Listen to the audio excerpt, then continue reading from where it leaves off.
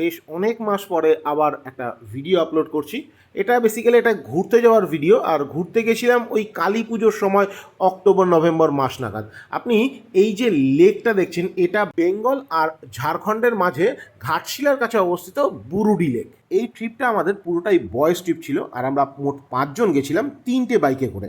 এই ট্রিপটা করে আমরা বেশ মজা পেয়ে গেছি। ইন ফিউচার আমরা আরও বয়েজ ট্রিপ আর বাইক ট্রিপ করতে চলেছি। দেখতে থাকুন ভিডিওটা, ডিটেলসটা সম্পূর্ণ দিচ্ছি আপনাদের। আমরা বেঙ্গল ঝাড়খণ্ড বর্ডারের কাছে ডাঙ্গি কুসুম বলে একটা গ্রাম আছে, যেটা ঝাড়গ্রাম ডিস্ট্রিক্টের আন্ডারে রয়েছে, সেইখানে গেছিলাম। আমাদের ট্রিপটা শুরু হয় চেতলা থেকে সকাল 7:30টার সময়। আমাদের প্ল্যান ছিল 5:30-6টায় বেরোনো, কিন্তু শাহবাজ ঘুমটা কম্প্রোমাইজ করবে না, তাই জন্য আমরা মোটামুটি 7:30টা নাগাদ চেতলা, সোমেশ্বর আর সৌম্যজিতের বাড়ির কাছ থেকে রওনা দিলাম ঝাড়গ্রামের উদ্দেশ্যে। কোলাঘাটটা ক্রস করে fresh food hotel and restaurant বলে একটা জায়গা পেলাম, সেইখানে আমরা ব্রেকফাস্টটা সারলাম। আমি আর সৌম্যজিৎ যেমন দিল্লি বাইক নিয়ে চষে বেরিয়েছি, কিন্তু অনেকেরই ফার্স্ট ট্রিপ। না, এটা তোমার ফার্স্ট ট্রিপ? ভোরবেলা কোনো ট্রিপে বেরোলে আমি রাত্রেবেলাটা একটু না খেয়ে থাকার চেষ্টা করি, যাতে সকালটা ফ্রেশ থাকা যায়। আর যেখানেই দাঁড়াই প্রথম হলটায়, সেখানে একটা কড়া করে চা খাই, আর তার সাথে একটা ডিম পাউরুটি। ট্রিপে আমি যেখানেই যাই না কেন, এই জিনিসটা আমার কাছে কনস্ট্যান্ট একদম। আমরা মোটামুটি 50-60 কিলোমিটার চালিয়ে একটা ছোট্ট হল্ট নিচ্ছিলাম। একটা টোল প্লাজা ক্রস করে আমরা এখানে একটা ডাবের দোকান দেখতে পাই। বেসিক্যালি ওরা সিগারেট ব্রেক নিতে চেয়েছিল, আর ছুতোয় ডাবটা খাওয়া হয়ে গেল। আমরা লোধাশুলি হয়ে ঝাড়গ্রাম ঢুকিনি, বালিহাটি থেকে রাইটটা নিয়ে নিয়েছিলাম ওই গুড়গুড়িপাল ইকো পার্কে যাব বলে। আমরা ওই রুটটা ধরেছিলাম। দুটো রাস্তায় গেলে দুরকম ভিউ পাওয়া যায়। যদি খড়গপুরের ওই রাস্তাটা ধরতাম, তাহলে হয়তো কলাইকুণ্ডা এয়ারবেসটা পেতাম, দুধকুন্ডি ব্রিটিশ এয়ারফিল্ডটা পেতাম। যেহেতু আমি আগে একবার ওই রাস্তা দিয়ে গেছি, তাই জন্য এবারে এই রাস্তাটা চুজ করলাম, যেখানে গুড়গুড়িপাল ইকো ফরেস্ট রয়েছে, গোপগড় ইকো ফরেস্ট রয়েছে। এইটা একটু দেখবো। পুরো নিস্তব্ধ এলাকা, কেউ কোথাও নেই। আমরাই গিয়ে ওখানে সাইলেন্সটা ব্রেক করছি, আর দূরে কোথাও কালী পুজোর জন্য মাইক বাজছে। সাইলেন্সটা ফিল করি জাস্ট।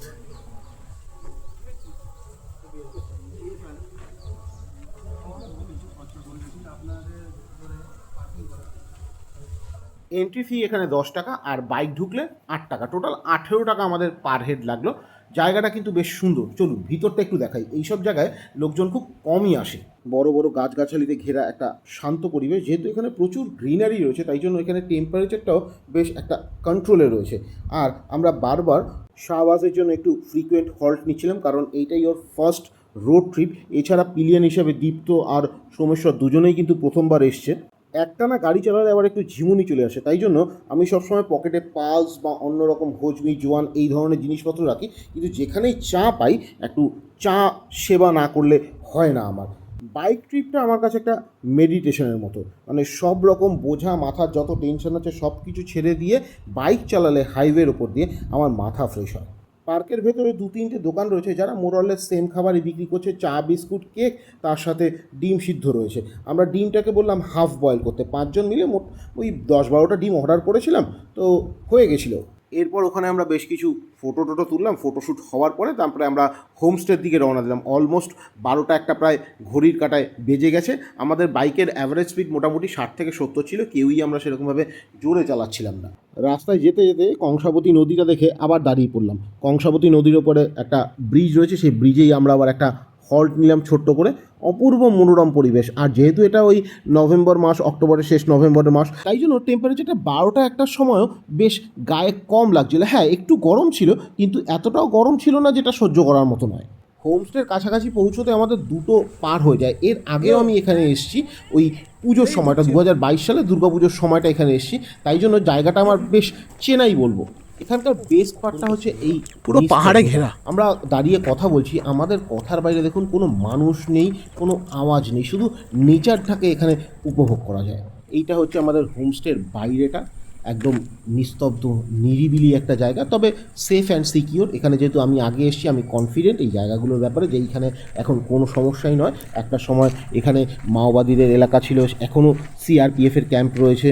ওসব কিছু থাকলেও জায়গাটা পুরোপুরি সেফ, কেননা এর আগে আমি একবার এসেছি এবং চেনা জায়গা বলে বাকিদেরও নিয়ে আসতে পেরেছি। যাওয়ার পরেই হোমস্টে থেকে একটা ওয়েলকাম ড্রিঙ্ক দিল। এটাকে কিন্তু কোনো রিসর্ট ভাববেন, এটা রিসর্ট না, একটা হোমস্টে, গ্রামের একটা বাড়ি, সেখানে তারা লোকজনকে আপ্যায়ন করে খাওয়াচ্ছে। এটা কোনো প্রমোশনাল ভিডিও নয়, তাই জন্য কোথায় গেছিলাম, তাদের ফোন নাম্বার কিছুই দিলাম না।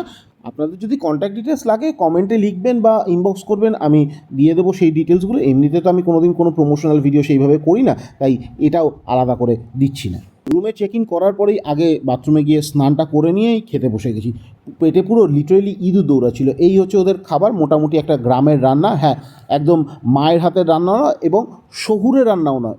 একদম পাতিভাবে যদি গুছিয়ে বলতে হয় তাহলে বলবো শহুরে বাবুদের জন্য গ্রামের মানুষের হাতের রান্না যেরকম হয় ঠিক সেরকম। তবে হ্যাঁ, এইখানকার জলটাও কিন্তু বেশ ভালো, মানে ন্যাচারাল জল। ওরা আমাকে প্যাকেজ মিনারেল ওয়াটার দিয়েছে, কিনলের বটল দিয়েছে ঠিকই, কিন্তু এইখানকার যে ন্যাচারাল যে জলটা রয়েছে সেটাতে কিন্তু খিদে মারাত্মক পায়, মানে হজম শক্তি ভীষণ বাড়ায়। মানে ঝর্ণার জল থাকে এখানে, সেই ঝর্ণার জলটা এখানকার লোকজন খায় এবং সত্যি সেই জিনিসটা হলো, মানে খাবারের থেকে এখানে জলটা সত্যি ভালো। খিদে প্রচুর পায়, এত তাড়াতাড়ি হজম হয়ে যায় খাবার। দুপুরে মাছ আর রাতে মাংস ছিল, কিন্তু এইখানে আমি মাছ মাংস খেতে আসিনি, প্রচুর মাছ মাংস বাড়িতে বসে খাই। এখানে খেতে এসেছিলাম পিঁপড়ের ডিম, ইয়েস, পিঁপড়ের ডিমের চাটনি। এখানকার এটা লোকাল ডেলিকেসি। হ্যাঁ, এখানে বলেন যারা সাঁওতাল আদিবাসীরা থাকেন তারা এই জিনিসটা খান কিছু খাবার না পেয়ে, না, ওনারা এমনিও খান অমনিও খান, মানে খাবার পেলেও খান খাবার না পেলেও খান। সেই পিঁপড়ের ডিমটা এদের কাছে বড়ই উপাদেয় একটা খাদ্য।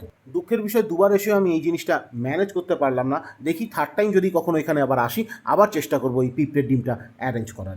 লাঞ্চের পর আমরা হেঁটে হেঁটে এই দাঙ্গি কুসুম ওয়াটারফলসটা দেখতে চলে এসেছি। এইখানে একটা জিনিস বলে দেবো, ওয়াটারফলসে যাওয়ার আগে এইরকম ছোট ছোট দোকানগুলো পাথরের জিনিসপত্র বিক্রি করে, পুরো জিনিসটা কিন্তু ঢপের। এরা আঠা দিয়ে জিনিসপত্র জুড়ে রাখে, বাড়িতে আনতে আনতে কিন্তু আঠাগুলো খুলে যায়, দেখা যায় জিনিসগুলো ভাঙা। একটু সাবধান এখান থেকে জিনিসপত্র কিনবেন যদি কেনেন, আমার মতো এগুলো অ্যাভয়েড করাটাই বেটার। এখানে বেশ খানিকটা চড়াই উতরাই আপনাকে করতে হবে, তারপরে গিয়ে আপনি জলের দেখা পাবেন। হ্যাঁ, বৃষ্টি যেহেতু চলে গেছে, বর্ষাকাল যেহেতু তখন আর ছিল না, তাই জন্য জলটা অনেক কম। তবুও বলবো এখানে জুতোটা খুলে হাতে নিয়ে হাঁটা ভালো, তার কারণ ব্যাপারটা কিন্তু তখনও স্লিপারি থাকে, রাস্তাটা তখনও স্লিপারি থাকে, তবে জায়গাটা বেশ সুন্দর। এখানে ওয়াটারফলস দেখতে এসে বিশাল কিছু জলের ধারা এক্সপেক্ট করবেন না, এরকমই ছোট ছোট জলের ধারা রয়েছে। বর্ষাকালে জলটা একটু বাড়ে। এখন যদি আপনি নায়াগ্রা ফলস বা যোগ জলপ্রপাতে আশা করেন, এর থেকে বেশি জলের ধারা আপনি ওখানে পাবেন না। তবে জায়গাটা এটাও আমাদের কাছে নতুন, যারা প্রথমবারের জন্য যাচ্ছে, বেশ ভালো বলবো।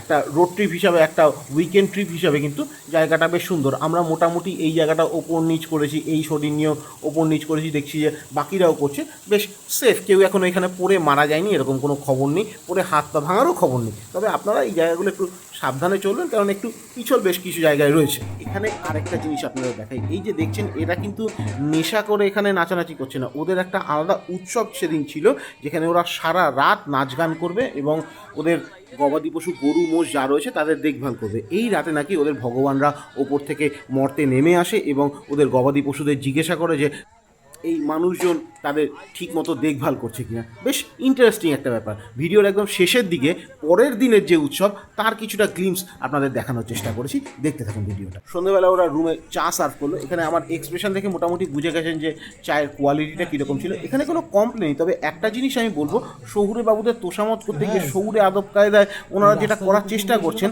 তাতে না শহুরে ব্যাপারটা থাকছে, না ওনাদের নিজস্ব ব্যাপারটা থাকছে। এই একটা জিনিস আমি এইখানে বলবো। এই যে চায়ের সাথে যে ওরা মুড়ি পেঁয়াজ আর এই যে বড়া চিকেন পকোড়াগুলো দিয়েছে, এটা কিন্তু অনেক অনেক বেটার। মানে এইখানে কোথাও গিয়ে ওদের নিজস্বতার একটা টাচ পাওয়া গেছে।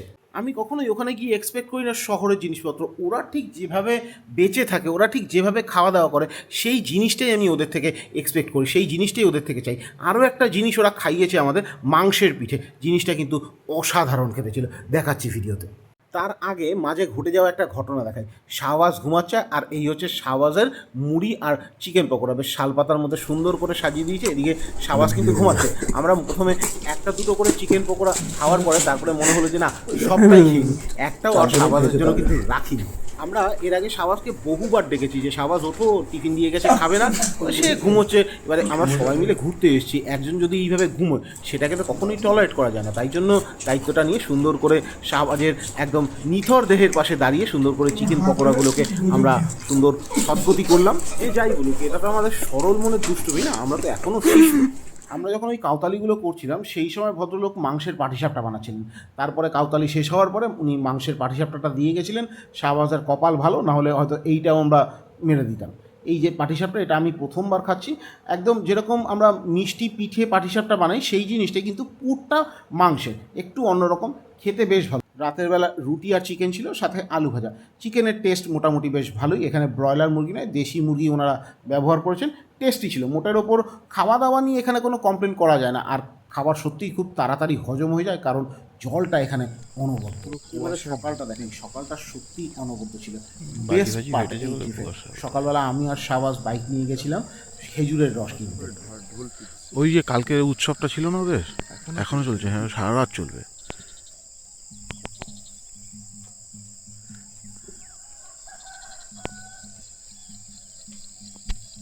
পুরো মন জুড়িয়ে যায়, মানে পয়সা দিয়ে এইসব জিনিস শহরে পাওয়া যায় না।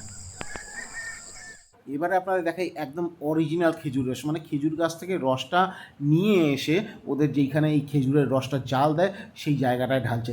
এর থেকে বোধহয় আর পিওর ব্যাপারটা এক্সপেক্ট আমি করতে পারি না। এবং এখান থেকে আমি আলাদা করে খেজুরের গুড় ফুড় সমস্ত কিছু নিয়ে এসেছিলাম, এবং তার ভিডিও সবার আগে একটা করে সঙ্গে সঙ্গে ছেড়ে দিয়েছিলাম, যারা ওই সময়টায় আর কি ঝাড়গ্রাম যাচ্ছে তারা এইখান থেকে যেন এই গুড় বা খেজুরের রস খায়। সকালে আমরা লুচি আলুর তরকারি দিয়ে ব্রেকফাস্ট করেছি, সাথে একটা ডিম ছিল আর মিষ্টি ছিল। এখানে লুচি আনলিমিটেড, ডিমটা একটাই মাত্র পাওয়া গেছে। ব্রেকফাস্টের পর আমরা মোটামুটি স্নান টান করে বেরিয়ে পড়েছি লোকাল জায়গাগুলোকে এক্সপ্লোর করতে। এই করতে করতে আমরা মোটামুটি ঝাড়খণ্ডের বুরুডি ড্যামের কাছে চলে এসেছিলাম। এইখানে একটা জিনিস সবথেকে বড় ভুল হয়েছে, যেহেতু শাহবাজ প্রথমবার, ওর সেরকম কোনো এক্সপিরিয়েন্স নেই ট্রিপের, বেশ একটু ল্যাথার্জিক ছিল ছেলেটা। এবার তাতে কি হয়, রোদটা বেশ উঠে যায় এবং কষ্টটা চরম হয়েছে। সবথেকে বেশি কষ্ট পেয়েছে ওই কারণে আমি সৌম্যজিৎ অলরেডি সিজন বাইক চালিয়ে, ও যেহেতু প্রথমবার বাইক চালাচ্ছে সেই হিসাবে জঙ্গলে ঢোকা বেরোনো থেকে শুরু করে রোদে পোড়া সব কিছু নিয়ে সবথেকে বেশি এক্সস্টেড হয়েছে ও। আমরা লোকাল জায়গাগুলো ঘুরে তারপরে যখন বুরুডি ড্যামের কাছে আসলাম তখন ঘড়িতে প্রায় বাজে 2:30 থেকে 3টে, মানে আমরা মোটামুটি ধরুন 11টা থেকে 3টে অবধি 4 ঘন্টা খালি রোদে পুড়েছি, সবাই এক্সস্টেড। তখন এই লেকের জলে আমরা একটু গা হাত পা ভিজিয়ে নিয়ে একটু শান্ত হয়ে লাঞ্চটা করব। লাঞ্চ করতে করতে মোটামুটি আমাদের 4টে বেজে যায়। বুরুডি ড্যামের পাশে এরকম ছোট ছোট সস্তার ভাতের হোটেল আছে, সেইখান থেকেই আমরা মোটামুটি থালি অর্ডার করে নিয়ে খাওয়া শুরু করে দিয়েছিলাম, কেননা পেটে প্রচণ্ড খিদে ছিল আর তার সাথে বাড়ি ফেরারও একটা চাপ ছিল। মানে এই বুরুডি ড্যাম থেকে মোটামুটি আমার বাড়ি প্রায় 280 কিলোমিটার মতো, আর এটাও চালাতে হবে আমার রাতের বেলা, মানে সূর্য নেই আলো কম সেই রকম একটা অবস্থা, বেশ একটা বড় চ্যালেঞ্জ।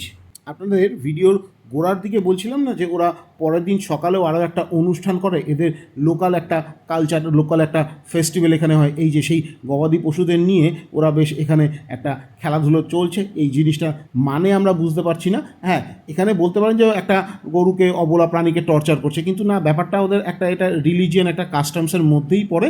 এখানে প্রচুর গরু বাঁধা রয়েছে এবং প্রচুর মানুষ রয়েছে যেখানে বাজনা বাজিয়ে এখানে জিনিসগুলো উদযাপন করা হচ্ছে, উৎসবটা উদযাপন করা হচ্ছে। আমরা এর মানে বুঝি না, তাই এটা নিয়ে বেফালতু কমেন্ট করারও দরকার নেই। বাড়ি আসার পথে আবার 80-90 কিলোমিটার চালিয়ে আবার একটা হল্ট নিলাম। হাইওয়ের পাশেই ধাবাটা দেখলাম যেখানে খাটিয়া পাতা রয়েছে, সেই জায়গাটা একটু পিঠটা টান করে নিলাম, আর তার সাথে ছিল চা। পুরো এনার্জি ড্রেন হয়ে যাচ্ছে চালাতে চালাতে, কারণ এই বাড়ি ফেরার সময়টা ট্রিপ শেষে মনে হয় যেন এনার্জি সব শেষ, তার সাথে সকালবেলা রোদে ঘোরাটা। এইখানে একটা এই বড় চা নেওয়ার পরে বেশ এনার্জেটিক ফিল করলাম এবং এক টানে বেশ অনেকটা টেনে নিয়ে কোলাঘাট ক্রস করে আবার একটা ধাবায় হল্ট নিয়েছিলাম। কোলাঘাট হয়ে ফেরার পথে আমি সবসময় ঘোষেদের এই রেস্টুরেন্ট ধাবাটাকেই পছন্দ করি, আর অন্যান্য জায়গায় বেশ কয়েকবার গেছি, কিন্তু সেখানে মানে মোটামুটি একটা স্ক্যাম চলে বলে ওই সব জায়গাগুলোতে অ্যাভয়েড করি। এরকম স্ক্যামটা চলে আমি একটু বলি আপনাদের। আপনি গিয়ে ধরুন বললেন যে চিকেন পকোড়া আছে, বললো হ্যাঁ আছে, আপনি চাইলেন 2 পিস, ওরা দেবে আপনাকে 2 প্লেট, মানে 4 পিস 8টা, এবং দাম নিয়ে নেবে 200 টাকা। মানে আপনি খেতে গেছেন 20 টাকার জিনিস বা 30 টাকার জিনিস, ফোর্সফুলি একটা বিল ধরিয়ে দেবে 200 টাকার। আপনি যদি ফেরতও দিতে চান নেবে না। আর এইখানে ব্যাপারটা কী হচ্ছে, ম্যাক্সিমামই হচ্ছে আপনার ফ্লাইং কাস্টমার, ফলে ওরা যাই কিছু করুক না কেন এই রিপোর্টটা আর থাকে না, ফলে লোকজন ঠকেই যাচ্ছে বারবার। আমাদের রোড ট্রিপের গল্প এখানেই শেষ। আমরা খুব শিগগিরই আরও বেশ কয়েকটা রোড ট্রিপ এরকম অর্গানাইজ করছি। এটা কোনো বিজনেসের প্রপোজাল নয়, আপনারা চাইলে আমাদের সাথে জয়েন করতে পারেন। আগে থেকে সব কিছু ভিডিওতে জানাবো না, কারণ প্রচুর লোকের নজর খারাপ, সেই সব নজরে আমাদের রোড ট্রিপগুলো ক্যান্সেল হয়ে যায়। তাই জন্য আমাদের ইনবক্স করুন বা কমেন্টে লিখুন, আমরা যোগাযোগ করে নেবো। Thank you for watching, tata.